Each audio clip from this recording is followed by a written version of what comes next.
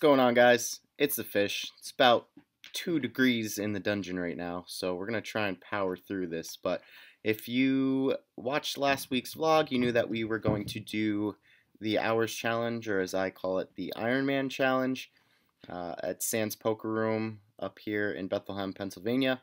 Top 20 players in the room got $500. Wasn't really the point. The point for me was to see how many hours I can get in a week, mainly for you guys, the fans. Put myself through some torture. Got around 94 hours in a week. And that's even with taking a break on Wednesday. We only played 7 hours. So basically, if I did every interesting hand and put it in this video for a hand history, this video would probably be about 2 days long. So here it is, real quick, all 95 hours in a quick 1-minute clip. Ready, go.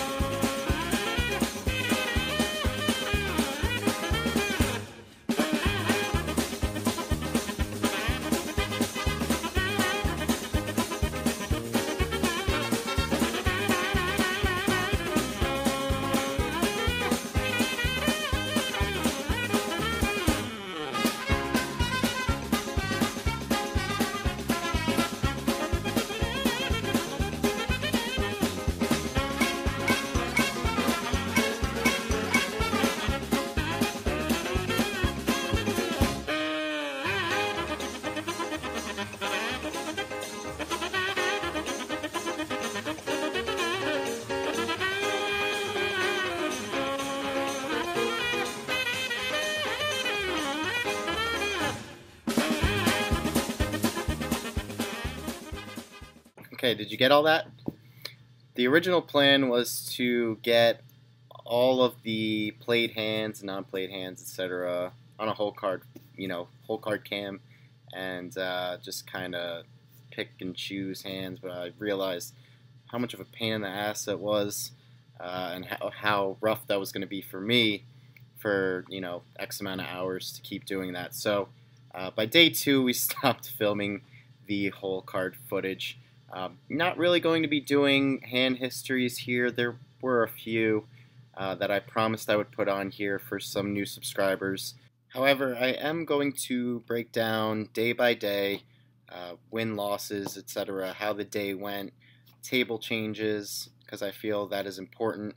If you're going to play marathon sessions, table selection is key. So without any further ado, we're going to jump right into that. So on day 1, the plan was to put in about 15 hours just to see how we felt, if we could make that the par for the course. It was a rough first 9 hours. We were stuck a little bit, not going to tell you the exact amount, as that might have something to do with the giveaway later. But it was a really good game. We didn't really table change. That particular table was good all day. Even though that table was good, we were not running so well until later, when some intoxicated patrons started to flood the room around 9 or 10 o'clock. We got lucky enough to have 3 of the same party at our table. Kind of just sat down and started, picking on each other, raising with any 2 cards. It got very interesting. They even quadrupled up a nit, who was just playing aces and kings, and he got pocket aces, got all 3 of them to go all in with him, and he quadrupled up for about $1,200 and then took that money immediately off the table. Even after that, the game was still good, but we ended up booking around a $200 profit after 15 hours. So day 1 was pretty good, even though it was a bumpy ride. Okay, so looking at some notes here, day 2 we started down around 200, bounced right back, made a couple bluffs, kind of established an image for ourselves, which paid off later. Started building a chip fortress, as I have pictured over here.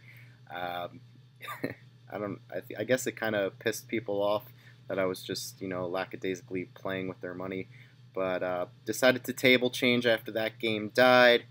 We ended up losing $200 in a two-pair versus bottom set situation. Game was dying anyway, so that was the second table change. We moved on to our third table. Immediate hand on the new table. We get pocket aces in the small blind. That ends up getting cracked by a two-outer by somebody who just couldn't fold pocket tens on a king-queen high flop. They only had about 115 in front of them, so it didn't cause too much damage. Two hands later, we get pocket kings.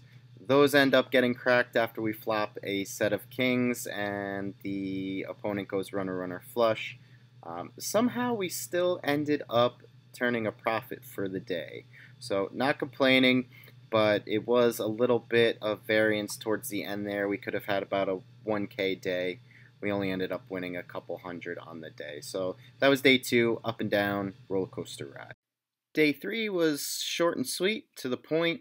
I usually play football on Wednesdays. I also find it's good to get some exercise in the middle of the week when I'm doing this, as this is my second time doing the challenge. So I realized last time that I didn't really break up the week, so it was good to only play about 7 hours.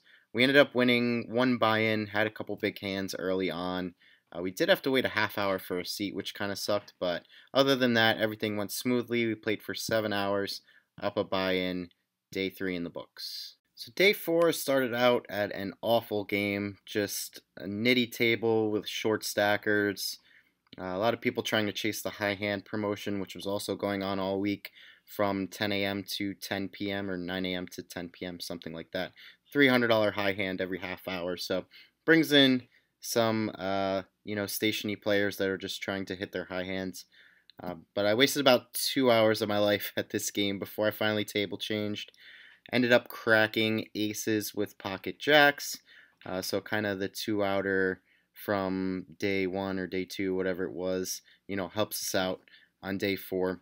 Ended up stacking pretty good. Ended up breaking that game. Lost the table draw. Had to sit out for a little bit to wait for a new game. But ended up winning on the day as well. So pretty good turnout on day 4. I did end up just putting my headphones in and getting into the poker zone. I don't really recommend that all too often, as you can pick up valuable information on your players just by talking to them and being a social butterfly or whatnot. But when you put in 40 hours already, and you just want to zone in, get the headphones on, get the music going, I don't mind it. It's fine. Worked pretty well for me, and we just blasted through the day and ended up turning a decent profit. Friday was day 5. We got a pretty good table draw. Lots of splashy players. I remember there was one pot where 2 guys drove in together. One just went all in for $350. His buddy, who was driving with him, just decided to go all in blind as well. It was like one of those games where it's like you scratch your head and you're like, you guys do know you can get money for those things, right? But pretty good, pretty splashy, pretty good game. Game finally died out. We ended up table changing to a room in the back. That was so-so. Also a shout out to Roger, who was a Real Grinders member, who came up and said what's up.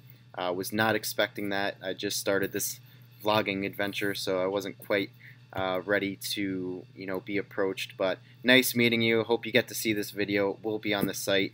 Also will be on the Real Grinders Facebook page, which we are teaming up with for the promotion later. But all around, pretty good day. That's what's great. Fridays on holiday weekends are very juicy.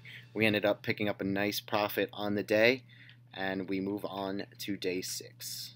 Bear with me, guys. It's been a long week, so we'll try and get through this. This video's already longer than I thought it would be. But Saturday was day 6. Sat down at a pretty tight table.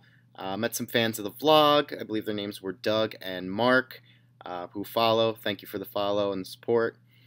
Fortunately, I get involved in a hand with Mark, who told me I have to put this hand on the vlog. So without further ado, I'll just try and get it through real quick. It's 1-2. Mark opens from under the gun to $12. Been watching him, all day. He's a pretty good player. He knows how to navigate himself post-flop. Pretty tight range pre-flop, so I know what I'm dealing with. I'm in the big blind with Ace of Clubs, King of Spades. There's a bunch of callers to me, and instead of 3-betting, I don't really want to get 4-bet by Mark, So I just decide to call the 12 here, which is not the best play, I admit. Flop comes pretty good, king 10 king. There's about $84 in the pot. Small blind checks. I decide to check here since we have the board on lock, and I'm kind of questioning to see if Mark would bet here. I do know he's going to have a pair higher than tens here, just to see if he would bet. But it does check around. The turn gives us quads. King of diamonds. Pot is 84. Turning quads is fun, you know, especially during a high hand promotion. With that aside, I obviously go for thin value here. I'm targeting Mark's overpairs, anything higher than a 10. So I bet really small. I bet like 20. Mark pauses for a few and calls. Everybody else folds. The river is the 4 of clubs. There's $124 in the pot. Again, same deal, going for thin value here. I bet $35. Mark tanks and almost folds. He almost makes a really good fold, but he tosses in the call and shows pocket queens. So we get lucky. We outflop Mark. We turn quads and get the high hand promotion, which the slip is over here. Pick up an extra $300, which we're going to save for later, and cash out and add towards the totals. But Mark, you're a good sport, and here's the hand for you. I know you're going to give me hell in the comments or email or whatever, but it definitely was a good game. Made some decent profit on the day, and we move on to Christmas Eve, which was a very, very, very, very, very long day. Okay, so Christmas Eve, I wasn't really expecting there to be much action. To my surprise, it was probably one of the more juicier days out of the week. Got sat down at a 1-2 game. Everybody had about 1,000 in front of them, 1,200 in front of them by the time I got there, which was still, you know, pretty early in the morning. The plan was to put in about 10 hours. I think I only needed like 10 hours to make 90. On the day, I decided to put in 15 just because the game was so good. I was joking around to myself that I was probably going to have to play, you know, all of Christmas Day, but then my girlfriend would have killed me. But I was also exhausted, you know, putting in 90 hours. It was a lot of work. But started the day off great. We were up 300, moving along. Then we lost that 300. We were even. Then we were up a little bit, down a little bit. Ended up playing 15 hours, and we made 17 bucks. So it was a very long day. Ended up getting out of there at around 4 a.m. and just wired. I mean, I felt accomplished. Played around 94, 95 hours in the week. Ended up making a couple grand. I will put all of my numbers at the end of this video after I explain the promotion. But that summed it up, you know, 95 hours. It was too bad that the last day, you know, it was 15 hours. We averaged, you know, $1 an hour or whatever it was, $1.20 an hour. But other than that, it was a very successful week. Pretty proud of my play for the most part, and just getting through it. You know, I had an hour drive each way, played an average of 15 hours per day, and got about, you know, 4 to 5 hours of sleep.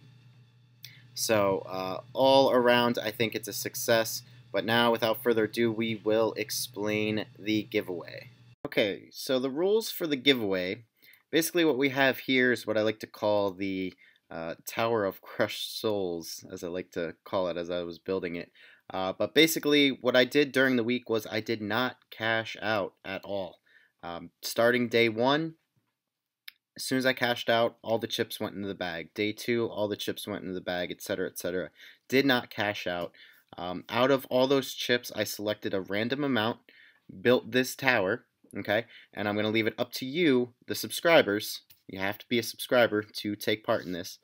So if you haven't already, click the subscribe button and cast your vote. But basically what I'm going to do is Price is Right rules here. Closest to the total without going over is going to win $50 cash and an Action Junkie Poker t-shirt. Second place is going to get an Action Junkie Poker t-shirt only. This is 3rd to 10th will get a Real Grinders patch. So if you haven't checked out Action Junkie Poker gear or Real Grinders, I will have a link to both of those pages below. Real Grinders is a social media group that's pretty awesome. It's headed by Raymond Davis, who's great for the poker community, funny guy, stand-up guy. Action Junkie Poker gear makes sick gear, awesome t-shirts, pretty cool hats, All that stuff can be found on ajpokergear.com. And Action Junkie Poker themselves is a coaching group based out of Las Vegas, which is my personal coach as well. I'll also leave a link for them. There will also be a better picture of this. This might be a little small depending on how you're viewing this, on my Instagram, which will also be left at the end of the video. So if you need a better view of the picture, you can check it out there. It's also on the thumbnail. I kind of left it everywhere. But other than that, thank you for following me on the journey. It's been a pretty sick week. I'm still pretty tired, even though I had 2 days rest. But leave your comments below. Email me if you have any questions on the challenge. I'll probably make another video on it. But other than that, keep grinding and level up.